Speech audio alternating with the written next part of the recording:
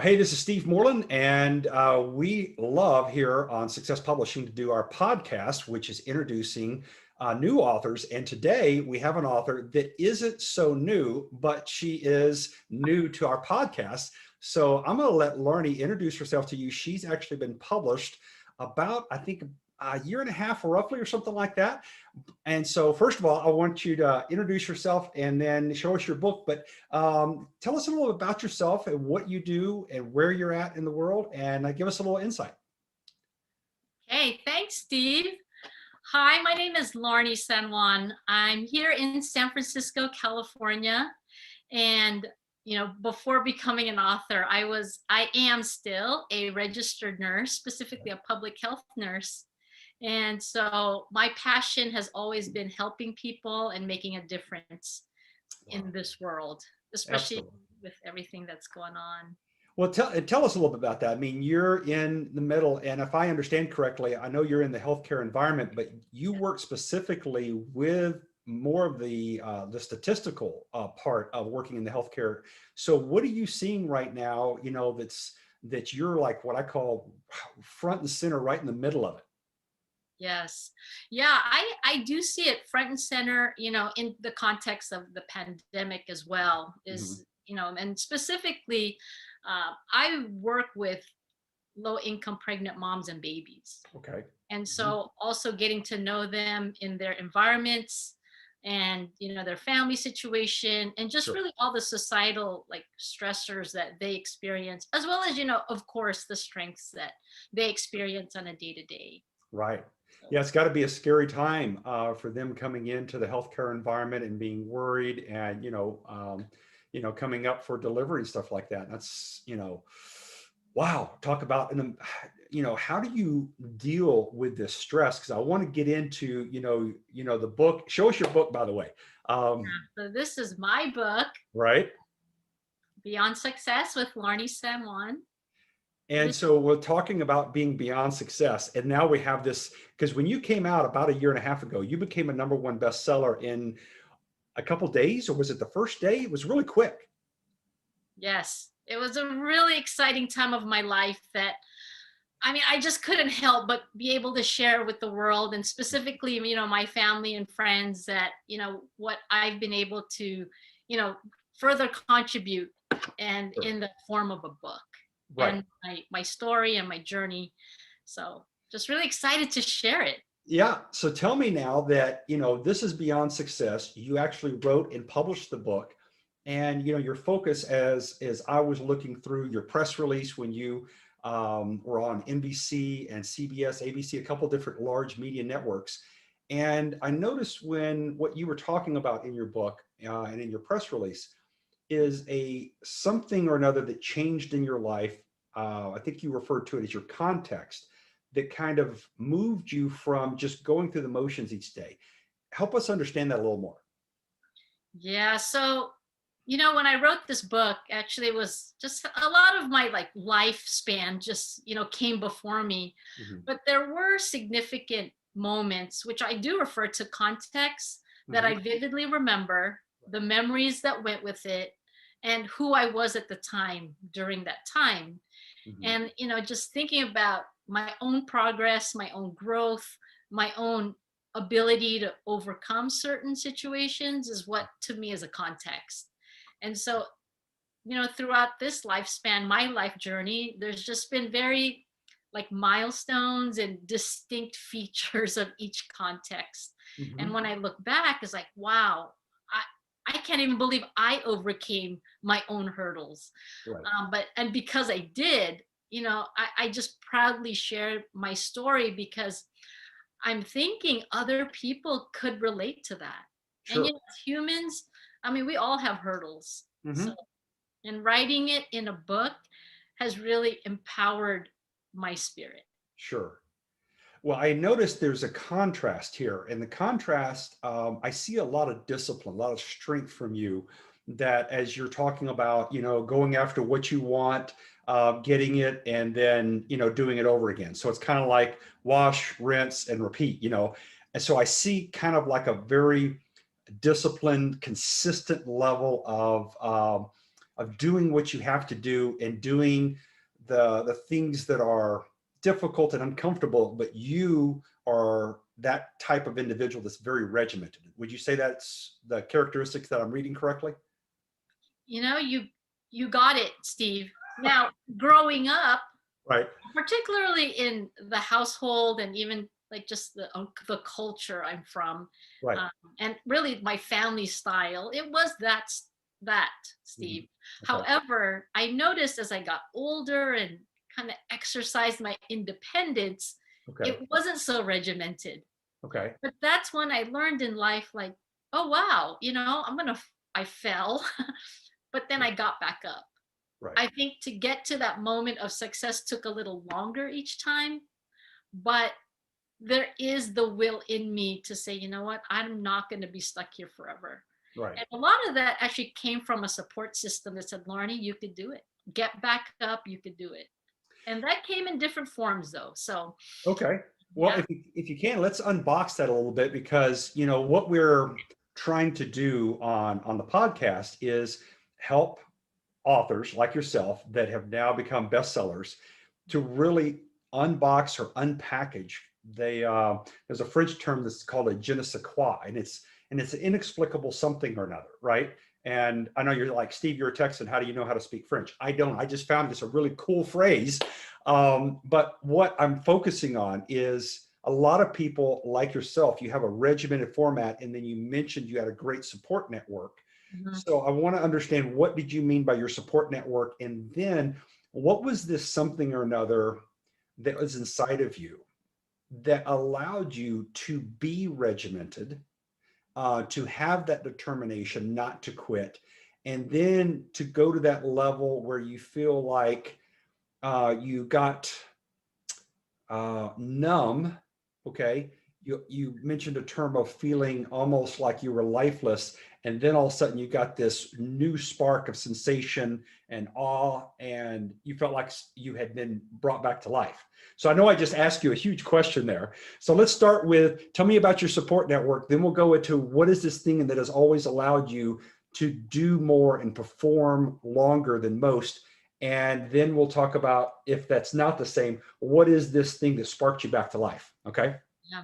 Okay. Yeah. So, as far as the support, I think growing up, I wasn't used to asking for help.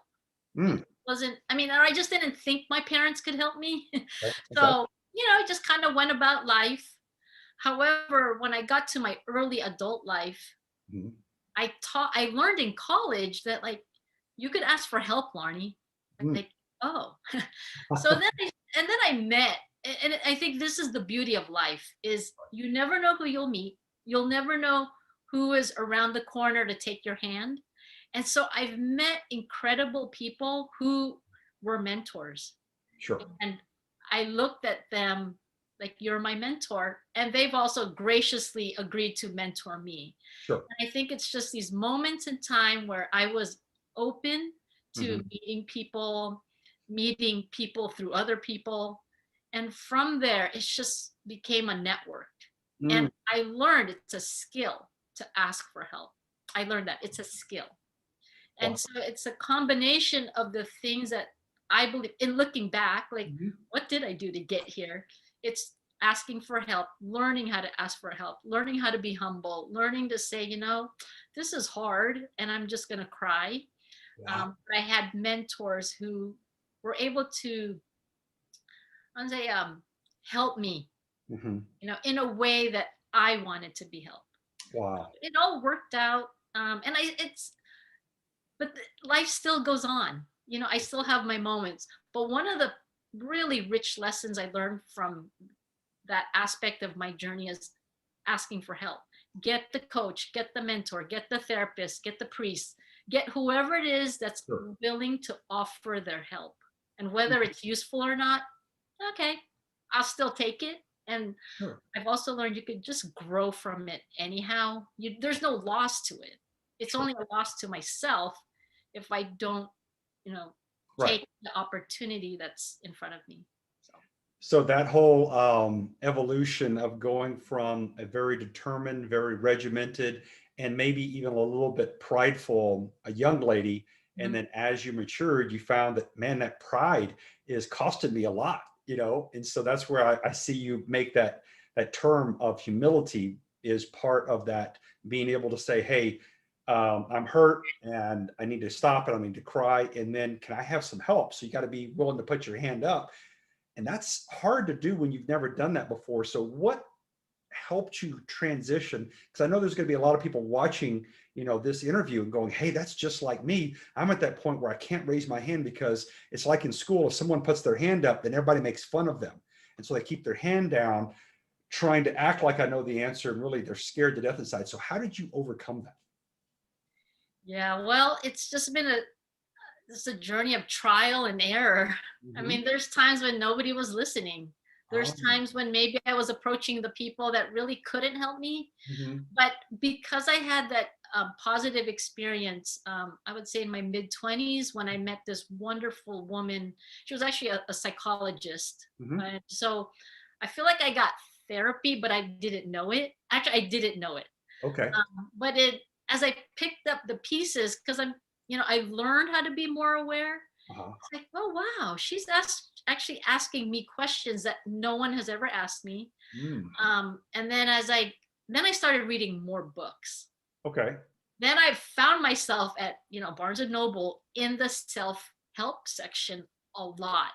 Right. It was just this natural thing. So when I look back, so in my old bedroom at my mom's house, which is still there, Sure. my my my bookshelf is still lined with the same books that I bought. It Oh, never moved, okay. because to me that's actually my version of like Mona Lisa, like on the shelf. Like, yes, Wow. those are the books that have helped me grow, helped to Okay. grow, and up till today in my 50s, I'm still growing. And Wow. it's just Lifelong student. awesome. Yeah. Yeah. So I'll ask you a quick question. It's a little segue. Have you, because this has happened to me, have you ever had the nice folks from Barnes and Noble, where they have the nice cushy chairs at the end of the aisle, and you find a couple books and you decide to read through them, and the next thing they're turning the lights off and they're telling you, hey, you have to leave here? Yeah, I've had that. I've had that. I've had that. So, I'm petite, and so like I just sit in the hallway, on the floor. Okay. Um, and I've always liked books, so Sure. I think too that was a kind of a natural Hmm. flow for me. It felt. But I do have to say, like, self-educating myself Hmm. and just learning what's out there in this world is a gift. Yeah. Yeah. So it's It's something something. that I also teach my daughter to do. Oh yeah. And so how's that going? Great. I mean, as a teenager, I don't know how much sense it is to her, Hmm. but I do see that when she's able to, embrace what her mom is saying, Hmm. it seems like she'll refrain back to that, or at least reference it back. Like, what was that book you were talking about? Oh, Yeah. cool. So you're already building the habit pattern there so that she's comfortable with reaching for books when she needs something or she needs. Okay, cool. Awesome. So I guess the last part I wanted to talk about is this sensation of awe and hope being revived in you. Tell me how that figures into this equation. Is it part of this process where you found the books and you started reading, or is there more there to the story?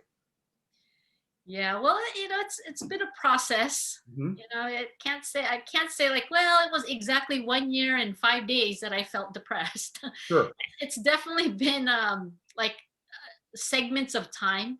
Hmm. But my turning point was when it was a really awful situation that I experienced and that I internalized as awful. Sure. And so it was a pretty gloomy time. But then over time, like as I was getting more support along the way, it's like, Laarni, this is not you. Right. So I was able to kind of undig myself out of this seemingly well. Sure. But that definitely took time, definitely took that support system, and definitely this trust in myself. Hmm. Because it was that moment I actually got invited to do a radio show. Mm.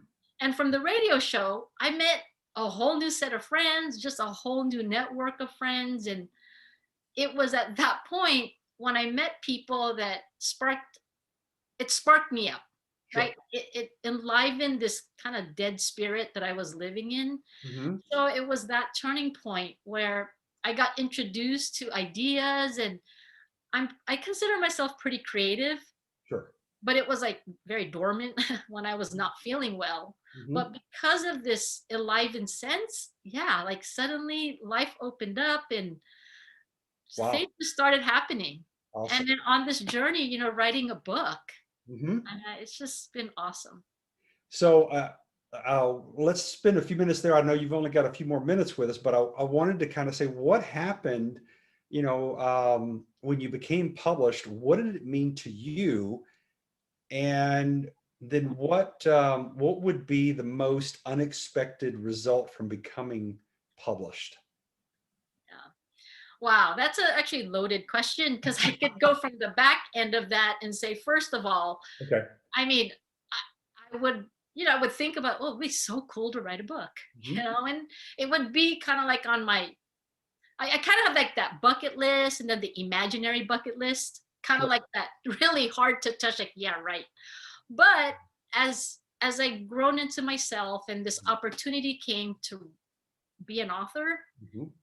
and to be part of an author family and just be part of being writing a book Yeah. and being an author, a published author, it just really excited me. And I life has changed since Okay.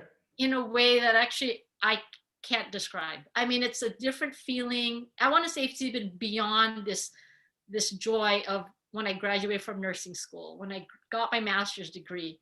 This feeling of being an author is just way out there that kind of umbrellas all that. So Wow. it's an awesome feeling. And with my awesome feeling, I guess I walk back out into the streets with this awesomeness or Right. awesome feeling Sure. that, it's just a different vibe with people and how I see the world. So it's Sure. just been such a gift. So that's like an unexpected benefit that you've become published, and it's created a new persona inside of you that allows you to embrace life. And it sounds like you're having just a lot of fun, and creating new people, new friends, new adventures. Wow. Yeah. It's a wow. Maybe my next book could be The Wow Life. It's just felt wow. Yeah. And I'm just really proud of myself for when I look back Yeah. and getting to this point. Yeah. It's just been amazing. Just absolutely amazing. So has your daughter, what has she thought about you becoming a published author? Has any of that meant anything to her along the way? You could ask her, as a teenager, it's hard to get any kind of real answers from, Right. that human. All right. However, she does get the news like, hey, Sydney, I heard your mom's an author, and she's kind of getting her, her limelight with it. So Oh, it's been fun. It's right. been actually really fun. Right. And so what's important to me too is that she sees me Yes. doing the work Yeah. and then the outcome of the work, of hard work. Awesome. Well, I know you're setting the example for her and for everyone else. And I noticed that you're also a founding member of a great network. Can you tell me a little bit about the network real quick? Yes. So that network is called the Filipino Women's Network. Mhm. And I'm not the founder Right. per se, but I definitely was there in its infancy, Oh, okay. Okay. where myself and a very small group had, thought of, let's have a group Sure. of women who are doing extraordinary things. Wow. I love that. Yeah. And It has so for continued to that, grow. what's that? It's continued to grow. It has continued to grow. It went from our local Bay Uh-huh. Area to national and international. Oh, So wow. yes. Wow. So, and how long a period of time has this been growing now? So, that I in the late 90s. Oh, wow. Okay. The late 90s was when myself and Marilee Mondohar and other women, we just, you know, had lunches, All right. had meals, talked Good. about this, and it's just bloomed to this. And that's just something I'm really proud of. is Wow. to watch some thing, right? Mhm. An idea, I should say, Mhm. from a seedling, Mhm. put some water on it, put Right. sun on it, and let it bloom. And so Wow. it's just been beautiful to watch the network grow to what it is today. Wow. Outstanding. Well, you're definitely doing a lot of things and staying busy, and I hope you stay safe because I know you're there helping these mothers expecting to be. So thank you again for your service and being, on the front line. And I know it's got to be scary. I guess you get all those PPE type gear put on every day. Yeah, well, yeah, when right now we're not going out per se out in the community just yet, but Right. there's definitely PPE for us nurses to use as Right. needed. So Got it. yeah. Well, thank you for taking time with us to be on the podcast, and thank you for sharing your insights and working through all of this. And God, I'm just so glad to know that you're one of these awesome #1 bestsellers out there. And I wish you all the success. And I'm just thankful for you spending some time with us. Yeah. Thank you, Steve. No Thank you. problem. We'll talk to you soon.